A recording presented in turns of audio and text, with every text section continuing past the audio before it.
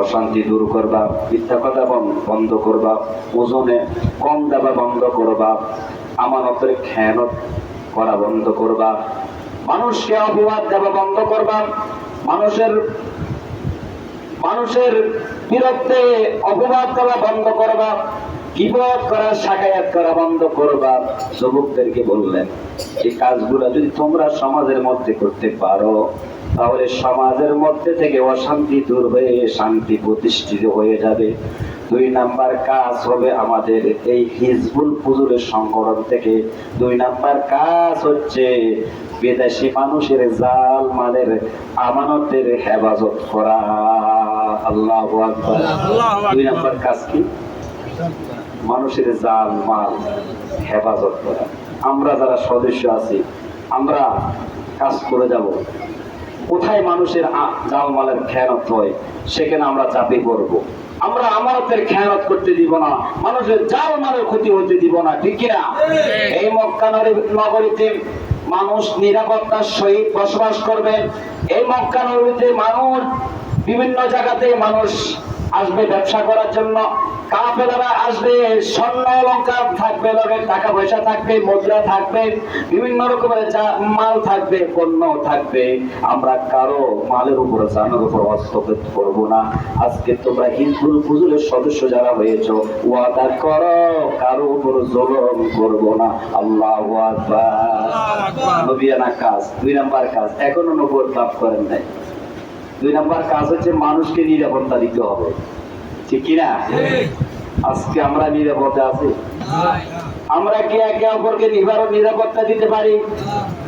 আমাদের ঘরের ভিতরে চোর, আমাদের ঘরের ভিতরে ডাকাত, আমাদের ঘরের ভিতরে সন্ত্রাস, ঠিক কিনা বলেন?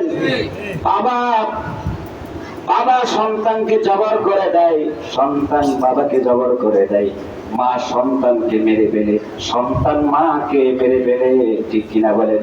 নতুন জাহিলিয়াত পুরা দেশকে আক্রমণ করে ফেলছে, ঠিক কিনা?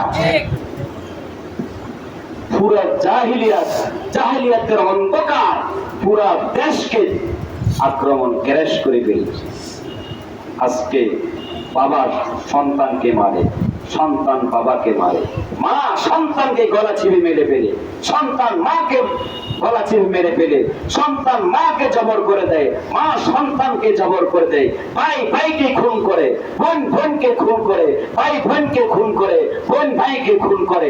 আত্মীয় স্বজন একে অপর পিছে লেগে আছে কাকে কিভাবে ধ্বংস করবে, ঠিক কিনা? আল্লাহর নবী ধ্বংস করার জন্য আসেন নাই। আল্লাহর নবী নবুয়তের আগে মানুষের জাল মালের নিরাপত্তা দিয়েছে। তোমরা মানুষের জাল মালের নিরাপত্তা দাও। যদি দুনিয়াতে শান্তি চাও, আখিরাতেও তো যদি শান্তি পেতে চাও, মানুষের জাল মালের নিরাপত্তা দাও। সুবহানাল্লাহ। যদি নবীর উম্মত হয়ে থাকেন আপনি নিজের জানের মালের নিরাপত্তা দিবেন, যেভাবে দেন মানুষের জাল মালের নিরাপত্তা তেমনি ভাবে দিবেন। আপনি আপনার নিজের ব্যাপারে যতটুকু এলার্ট থাকেন, সতর্ক থাকেন, সেফ থাকেন, যাতে কোন রকম কোন কিছু আপনাকে আক্রমণ করতে না পারে। আপনার টাকা পয়সা সেভে রাখেন, আত্মসাৎ যাতে না হয়, আপনার জায়গা যাতে অন্য কেউ দখল করে নিয়ে না যায়, আপনার পরিবার উপর কেউ হস্তক্ষেপ না করে, সেই জন্য আপনি প্রতি মুহূর্তে যে এলাকাতে সাবধানতা অবলম্বন করেছেন, অন্যের ব্যাপারও সেভাবে আপনাকে নিশ্চয়তা দিতে হবে, ঠিক কিনা বলে? নিশ্চয়তা দিতে হবে না? আমি খতিব সাহেব হলাম, জাতিদেরকে কিছু নসিহত না করলাম তো কিসের ক্ষতি? সাহেব আমার থেকে কিছু পাইতে হবে, তো আমার থেকে কিছু শিকার বিষয় রয়েছে তো মুসল্লিদের, ঠিক কিনা বলে? না শিখতে পারলে আমি কি দিলাম? জবাবদেহিতা আছে কিনা? কে জবাব নেবেন আমাদের থেকে? আল্লাহর কাছে আমরা জবাব দিতে হবে। এই জন্য যে দায়িত্ব আছে দায়িত্ব সম্পর্কে আল্লাহর কাছে একদিন জবাব দিতে হবে। আলা কুল্লুকুম রাইন ওয়া কুল্লুকুম মাসউলুন ফি রাইয়াতি ক্বালা নবী সাল্লাল্লাহু আলাইহি ওয়াসাল্লাম। নবী বলেন প্রত্যেকটা মানুষ রাখাল। কিয়ামতের ময়দানে আল্লাহ পাক রাখালি সম্পর্কে জিজ্ঞাসা করবে। প্রত্যেকটি মানুষ আমানতদার, প্রত্যেকটি মানুষ দায়িত্বশীল, তার দায়িত্ব সম্পর্কে কিয়ামতের ময়দানে আল্লাহ পাক জিজ্ঞাসা করবে, বান্দা তুমি যে নেতা হলা, তোমার অধীনস্থ মানুষের ব্যাপারে আজকে তুমি জবাব দাও। তোমার অধীনস্থ মানুষকে তুমি শান্তি দিতে পারলে কিনা, নিরাপত্তা দিতে পারলা কিনা, নাকি নেতৃত্ব স্থানে বসে স্থান দখল করে, গদি দখল করে তুমি মানুষের উপর জুলুম করলা, অত্যাচার করলা। আজকে তোমাকে হিসাব দেওয়া লাগবে। আল্লাহু আকবার, আল্লাহু আকবার।